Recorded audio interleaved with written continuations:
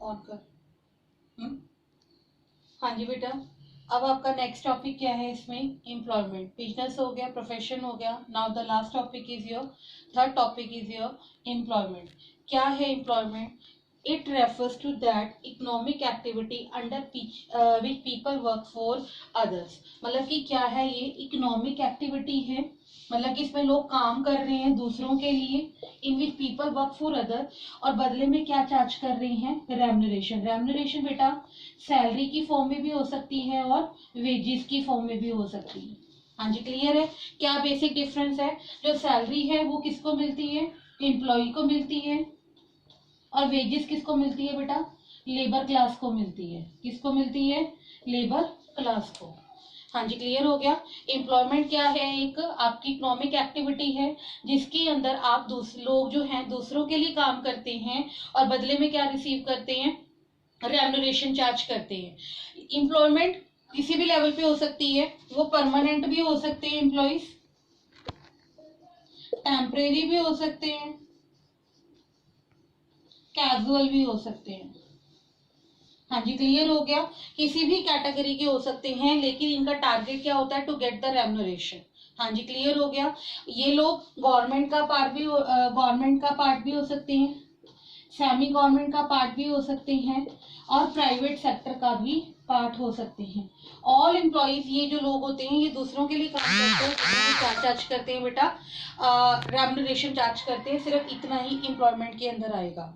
इसके अलावा फीचर्स क्या रहेंगे आपके इसमें? फीचर्स, पहला पॉइंट इसमें क्या रहेगा फीचर्स का? Service to other. मैं पहले भी बता चुकी हूँ, दूसरों के लिए सर्विसेज दे रहे हैं, दूसरों के लिए काम कर रहे हैं ये लोग। लेबर का क्लास भी हो सकती है, इंजीनियर हो सकते हैं, मैनेजर हो सकते हैं, कोई भी वटेवर हो सकता है।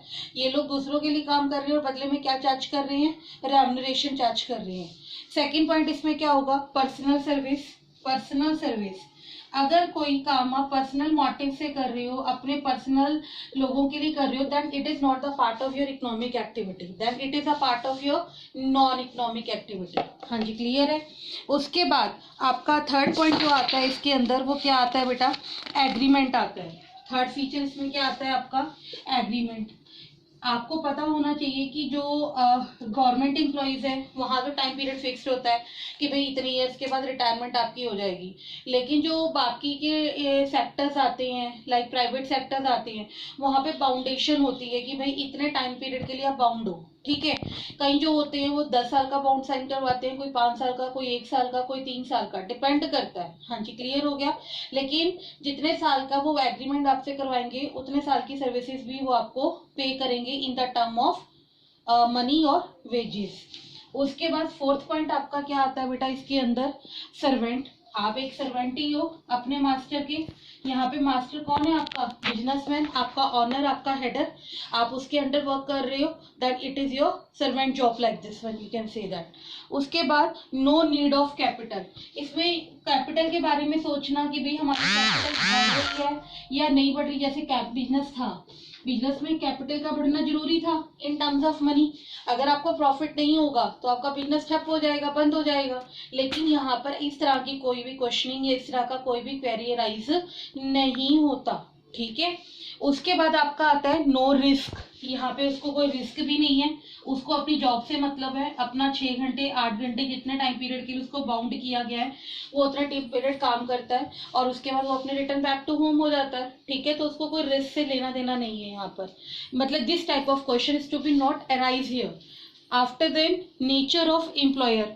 हाँ जी, नेचर ऑफ एम्प्लॉयर, उसको पोलाइट रहना पड़ता है, उसको अपना एग्रेसिव नेचर में वो वर्क नहीं कर सकता।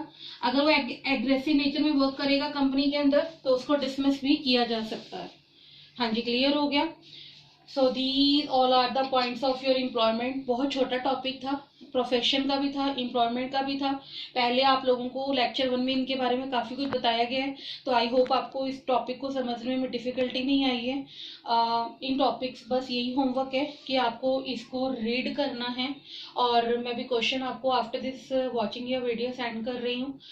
डियर स्टूडेंट्स, एक रिक्वेस्ट है, मैं बार बार एक बात बोल रही हूँ और दोबारा फिर कह रही हूँ कि आपने इस वीडियो को वॉच करने के बाद साथ की साथ जैसे आप मेरा वीडियो क्लिक करते हो, चेक करते करते हो, इनबॉक्स कॉलम में अपना नेम और आपने अपना अटेंडेंस उसमें फिल करके भेजना है कि yes you can attend the lecture.